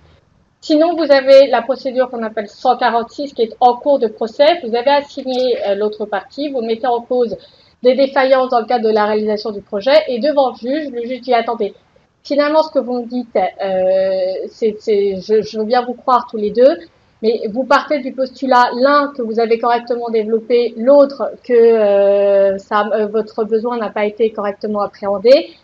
Finalement, c'est blanc bonnet et bonnet blanc. Et moi, la seule manière de pouvoir faire la lumière là-dessus, c'est de recourir à un technicien qui va apprécier ces faits. Et donc, à ce moment-là, le procès au fond va être suspendu le temps que la mesure d'instruction soit réalisée. Quand le rapport est rendu, à ce moment-là, le procès au fond reprend sur la base du rapport qui aura été rendu par l'expert judiciaire. Sur le déroulé même de l'expertise et sur tous les éléments et les informations qu'on vous a données préalablement, ça n'a aucune espèce de différence. C'est exactement la même chose. Là encore, c'est un schéma qui synthétise ce qui a été dit préalablement. J'attire juste votre attention sur l'une des rares jurisprudences qu'on vous a mis sur ce support, parce qu'on était plus sur des considérations pratiques que purement juridiques. Si l'une des parties a été assignée postérieurement à la remise du rapport, le rapport judiciaire lui sera opposable. Pourquoi ça pourra lui être opposable et dans quel cas on se situe notamment, c'est dans le cas de l'assurance. Vous pouvez avoir une expertise au démarrage où l'assureur n'aura pas été assigné dans l'acte originaire. Il ne sera pas intervenu volontairement à l'expertise. Le rapport aura été rendu et dans le cadre du procès au fond, vous aurez l'assureur qui sera attrait à la cause. Et l'assureur à ce moment-là pourra dire, mais attendez, moi ce rapport, il ne convient pas, il ne va pas pour X raison. Sauf à ce que le rapport tranche une partie du différend sur un aspect juridique. Cette jurisprudence insiste bien en disant c'est opposable. Pourquoi? Parce qu'il y a juste un moment ou un autre, il faut éviter aussi la perte d'argent, de temps. Ce travail, il a été fait. L'assureur, s'il est attrait au fond, c'est qu'il était au courant aussi au moment de l'expertise et qu'il n'a pas voulu apparaître visiblement au niveau de l'expertise. Et ben le rapport, du coup, pourra. Enfin voilà. Okay. Pour finir, donc l'expertise est une procédure qui est à maîtriser. Vous avez compris, l'expertise judiciaire, on avait un cadre qui était figé avec une omniprésence du juge et ce risque de judiciarisation tel qu'elle vous a été expliquée à l'instant. L'expertise amiable, vous êtes réellement dans un contrat entre les parties, vous décidez, vous maîtrisez les coûts, la mission, le calendrier, donc c'est quelque chose qui peut être beaucoup plus partagé et donc le diagnostic peut être plus facile à digérer, en ce sens que vous avez l'impression d'y avoir contribué et qu'il n'y a pas véritablement un seul perdant et un seul gagnant, mais que vous aurez, c'est vraiment un moyen de négociation. Sur un petit point de procédural, l'expertise n'est pas opposable pour faire exception aux règles de compétences de fond. De temps en temps, vous avez des subtilités en fait d'exception pour pouvoir vous défendre dans le cadre de vos procès au fond. L'expertise donc ne sera pas opposable dans ce cadre-là. Et donc l'évolution qu'on observe et qu'on recommande d'ailleurs à nos clients qui ils sont assez sensibles, c'est vraiment de favoriser les voies de règlement amiable des différends.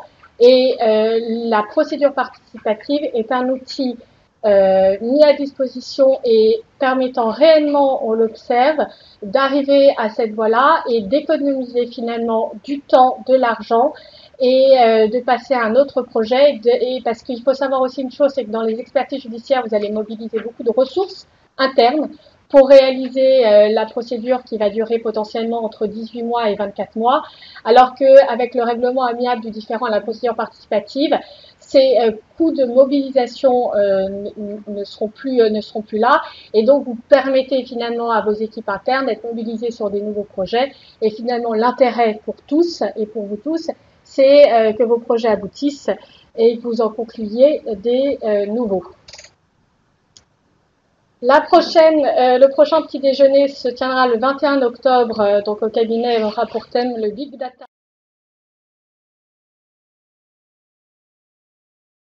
Et animé par Emmanuel Voilà.